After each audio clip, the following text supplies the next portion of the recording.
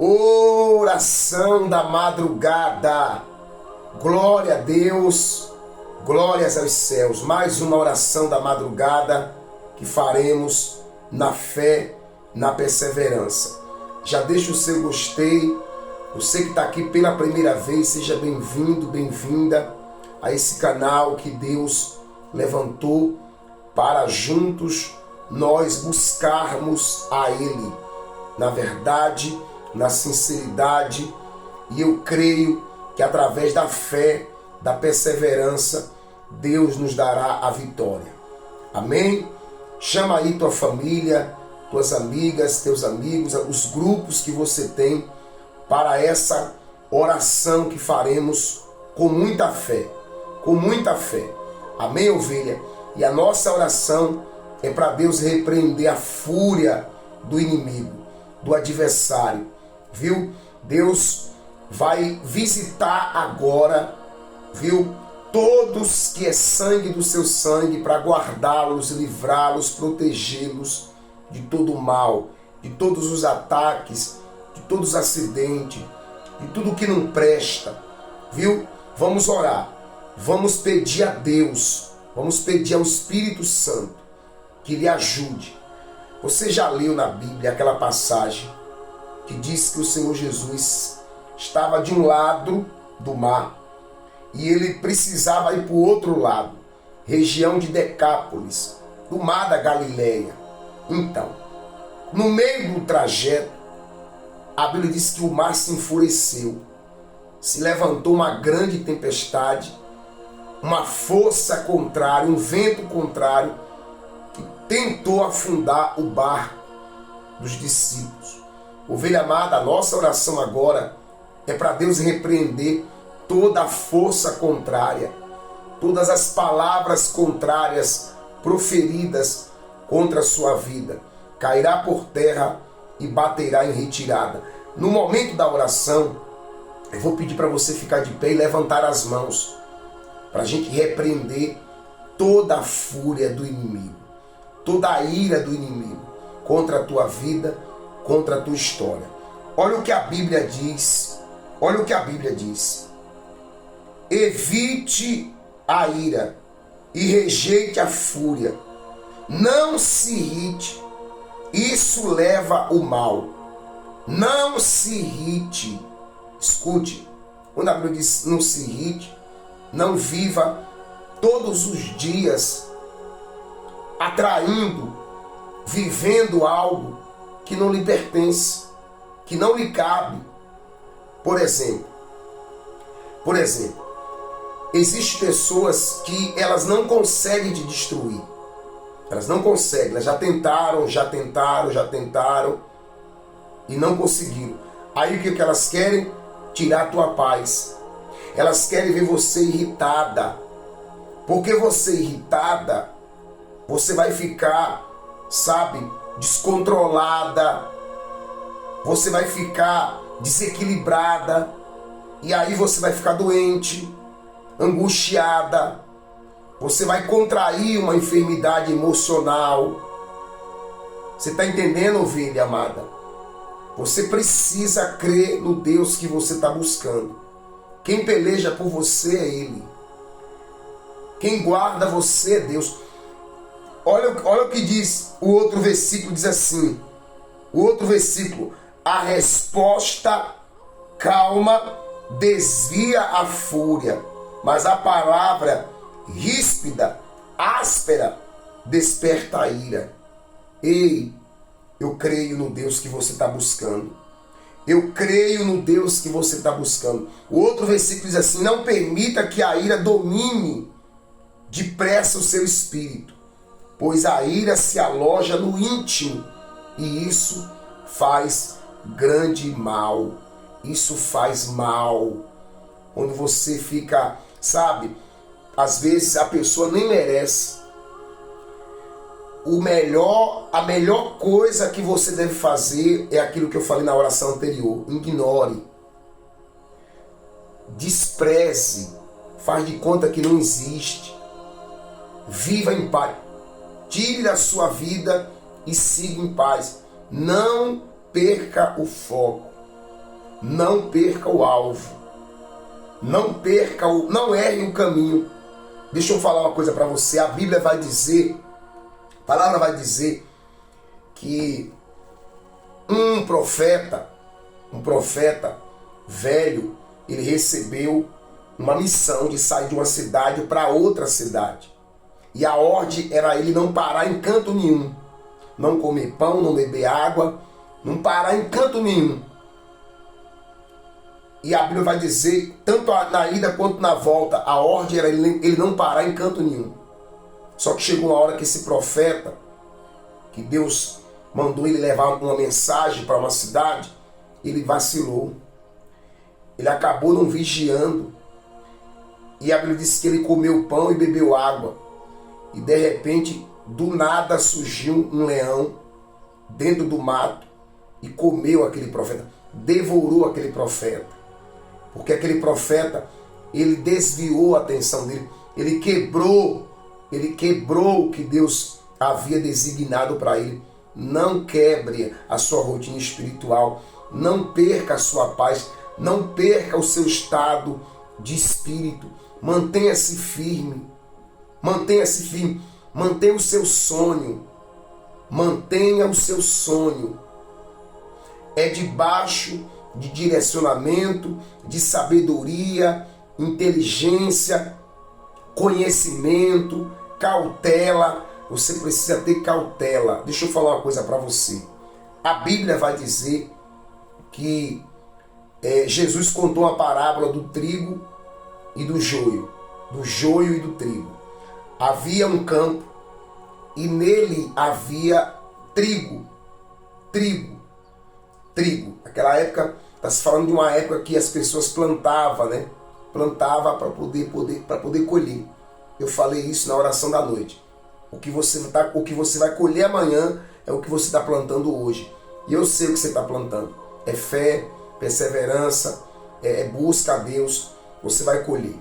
E aí, a Bíblia diz que enquanto o dono daquela terra dormia, dormir significa vacilar no mundo espiritual, cochilar, ou também descansar.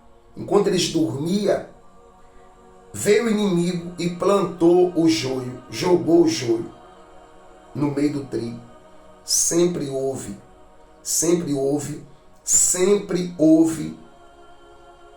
o joio, o trigo e o joio, os bons e os maus, os verdadeiros e os falsos. Se você for ver, tem médico bons, tem médicos ruins, advogado bom, advogado ruim. Na segurança pública tem agentes bons, agentes ruins. Dentro da família tem pessoas boas, tem pessoas ruins.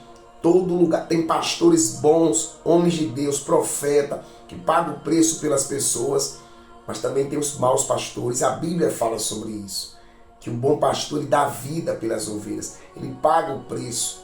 Toda classe que você for vai ter os bons e os maus e os bons. Lembra que a Bíblia diz que quando Jesus, aí veio os servos, né? Veio os servos e disse assim: Senhor, vamos arrancar o joio, tirar o joio. Jesus falou assim: não pode, deixa lá. Se você for tirar o joio agora, vai prejudicar o trigo. Vai acabar na hora que você puxar as raízes do joio, talvez está também entrelaçadas nas raízes do trigo. Deixa crescer, porque vai vir um tempo em que o trigo ele tem sustentação, ele tem raiz, ele tem estrutura, ele tem Deus. Já o joio não. O joio só tem aparência. O joio tem nome de que vive, mas está morto. O joio vive de que é de Deus, mas não é de Deus.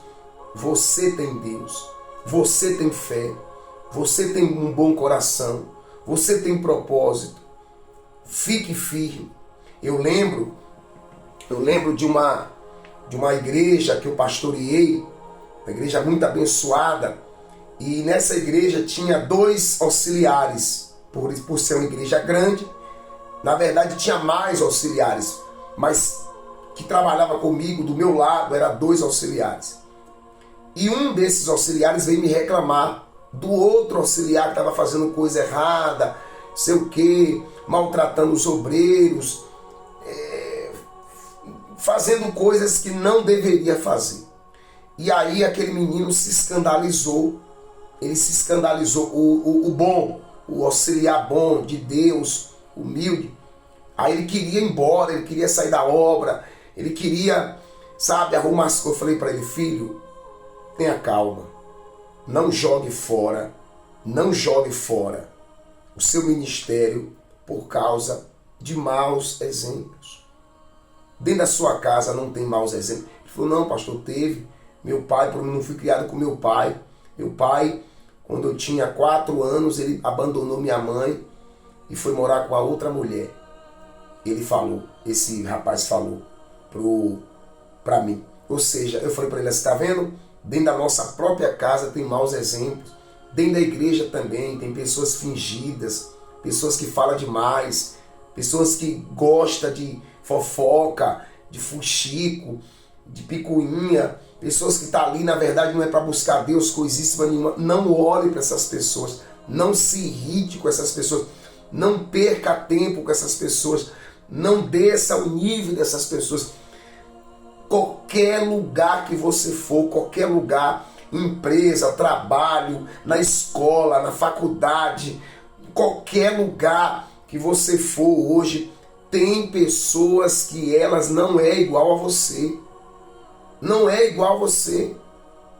Você é uma pessoa de Deus iluminada, iluminado, não é igual.